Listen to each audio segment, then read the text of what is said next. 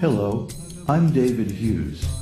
Welcome to Your Perfect Body, the podcast of the Esoteric Teaching Community.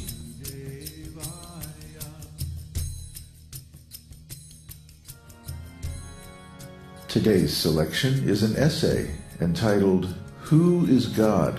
Part 3.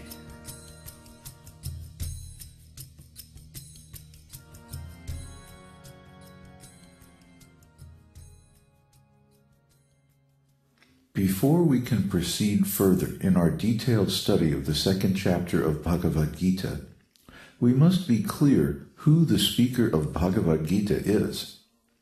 Now that Arjuna has accepted him as guru, Krishna's speech is prefaced by Śrīmad-Bhāgavatam uvaca, the Supreme Personality of Godhead said.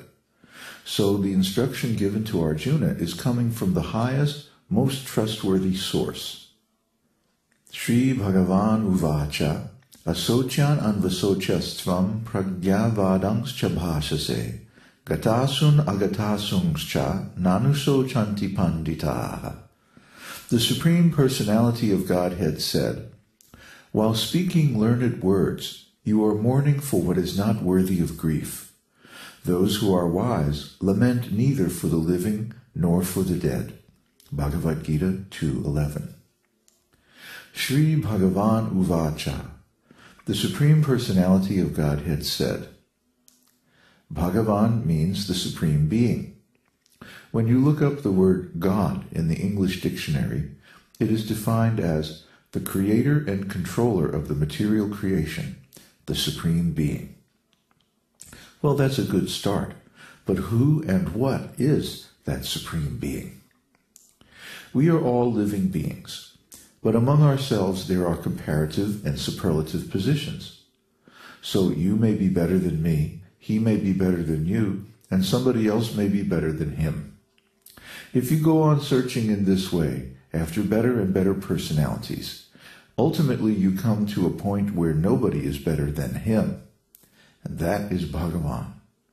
The Supreme Personality of Godhead is the greatest personality, the best in every way. Bhaga means opulence. So there are 6 kinds of opulence: wealth, strength or power, beauty, fame, wisdom, and renunciation. These 6 kinds of opulence are present in the superlative degree only in Bhagavan, the Supreme Personality of Godhead. This means, as it is stated in the Vedic literature, natasya sama adhikascha drishyate. Nobody can be found who is equal to him or greater than him. In this material world, any person you take, you can quickly find somebody equal to him and somebody greater than him. But God means he who has no equal and who has no greater person than him. Actually, Bhagavad-gītā was spoken by Kṛṣṇa, and here it is said, Śrīmad-Bhāgavatam uvaca. So Bhagavan, the Supreme God, is Kṛṣṇa. That is the statement in all Vedic literature. Ishvara Parama Kṛṣṇa, Satchid Ananda Vigraha, Anadir Adir Govinda Sarva Karana Karanam. Kṛṣṇa, who is known as Govinda, is the Supreme Godhead. He has an eternal, blissful spiritual body. He is the origin of all. He has no other origin, and he is the prime cause of all causes. Brahma Samhita 5:1. This means that Ishvara, the Supreme Controller, is Kṛṣṇa. We are also controllers, but our controlling power is limited. I may control a few people, you may control a few more men, another controls more men, another person controls a whole country. But the Supreme Controller, who controls everyone, including all other controllers, is Kṛṣṇa. Therefore, when it is said, Śrīmad-Bhāgavatam uvaca, that means the version of the absolute truth which is presented in Bhagavad-gītā was spoken by the Supreme Controller, the Supreme Personality of Godhead, Kṛṣṇa. In the esoteric teaching, our process of receiving knowledge is to hear from the Supreme Controller because, according to the definition of Bhagavan, Kṛṣṇa is the wisest. Therefore, if we receive knowledge from the wisest person, then there is no flaw, no imperfection in our knowledge. That is our epistemological principle. We are accepting knowledge only from Kṛṣṇa, the Supreme Controller, directly. This knowledge will help us solve all of our problems. Just like when there is some misunderstanding, we take help from the legal system, because the decision of the courts is binding upon both the parties. Similarly, there are many, many different sources of knowledge, but when we receive knowledge from the Supreme, that is final and conclusive. So here Kṛṣṇa says, asocyan anvasocas tvam prajna-vadams bhasase. While speaking learned words, you are mourning for what is not worthy of grief. Bhagavad-gītā 2:11. Arjuna has accepted Kṛṣṇa as his guru. He has admitted that this situation is very perplexing. I cannot solve my problem by myself. Therefore, I accept you as my spiritual master. Kindly give me enlightenment. This is the process of attaining real knowledge. We should approach the Supreme, or the representative of the Supreme. Just as when there is any controversy, we apply to the court of law for a decision, and the verdict of the court is final. Here Kṛṣṇa says to Arjuna that his lamentation marks him as a person in need of knowledge.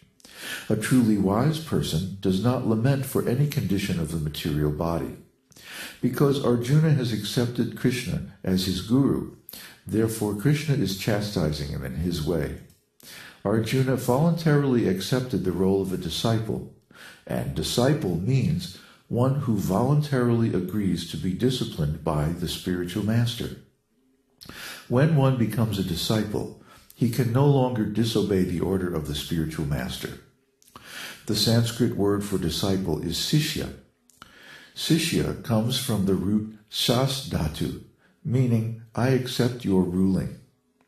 So previously, Arjuna has accepted sishyaste ham sadimang prapanam.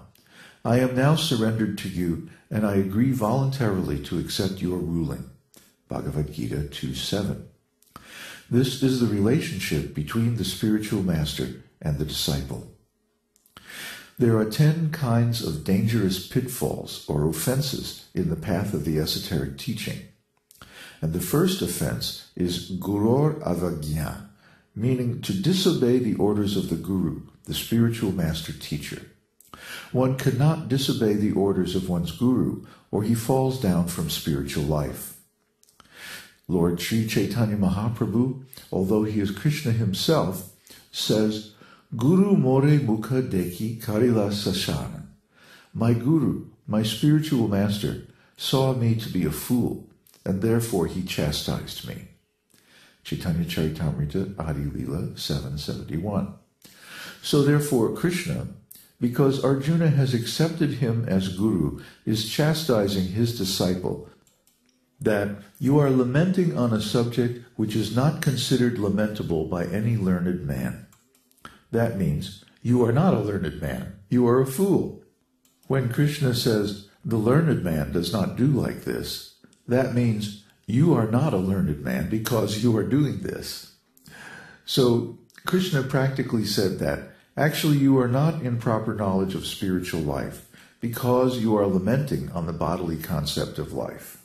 According to the esoteric teaching, anyone who accepts this material body as the self is not only unlearned, but is compared with an animal. That is the statement of the Vedic literature. Yasyatma buddhi kunape tridhatuke, svadhi kapala tradishu bhauma idyadhi, yatirta buddhi shalile nakarhichij, janesva viggeshu saeva gokaraha. A human being who identifies this body made of 3 elements with his self, who considers the byproducts of the body to be his kinsmen, who considers the land of birth worshipable, and who goes to a place of pilgrimage simply to take bath, rather than to meet men of transcendental knowledge there, is to be considered like an ass or a cow. Śrīmad-Bhāgavatam 10:84-13.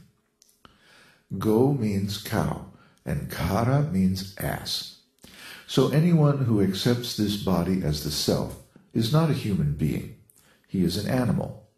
At least, he is in the same consciousness as an animal.